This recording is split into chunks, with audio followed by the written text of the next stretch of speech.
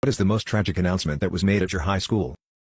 I'm getting goosebumps as I write this. April 20, 1999. I was in my 9th grade math class. One of my best friend's brothers, he's a year older than me, was sitting next to me. In front of me was another guy and we were in the back of the class in the corner. The three of us are just chilling, talking and messing around. We had finished an assignment and had a few minutes. All of a sudden our principal starts talking over the loudspeaker. Teachers and students.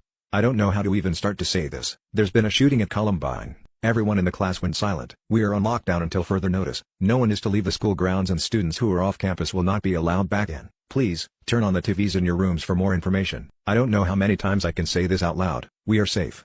Pray for Columbine. We were all in shock. Columbine High School was about 10 miles from our high school. My dad worked at Leawood Elementary, 2 blocks down the street from Columbine, where the kids first ran to. Now, my dad normally worked nights, but he worked that day. My dad was my first thought, since they didn't know what was actually going on yet. Is my dad okay?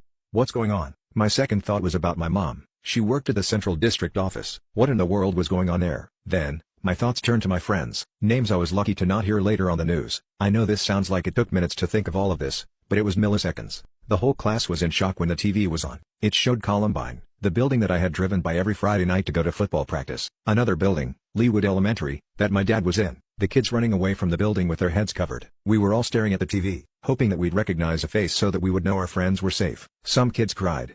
Others were in shock. No one spoke for what felt like hours. We just stared at the TV, hoping it was just a dream, or a prank. The bell rang, and we were dismissed to our next class. That was the only time in my 4 years at my high school that the hallways were quiet. Once in a while you'd find a group of kids crying and holding each other. It was surreal. I made it to the band room and was able to call my mom. It was a zoo at her office and my dad was safe, helping families who were coming to pick up their kids. He was in for a long night. The day went on.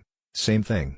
At 2 p.m. the principal gave us an update and let us know that we weren't on lockdown anymore. You could tell he had been crying. We went home that afternoon to watch the horrifying news unfold. We know how the rest of the stories goes. I only had the courage to ask him, my dad, once about that day. It was about 7 years afterward the events. I had only seen my dad cry 3 times in his whole life, and that was one of them. He said that parents swarmed Leawood Elementary, searching for their children as the kids were brought to the school. As the afternoon turned into evening, more and more parents were leaving, thankful that their kids were okay. There were parents of children who were injured that left with police officers and escorted to the hospitals. There were parents whose children never showed up that afternoon. My dad said it was about 8 o'clock. One by one the parents were called into the office. They all knew what it meant to be the last parents there. Some walked out crying.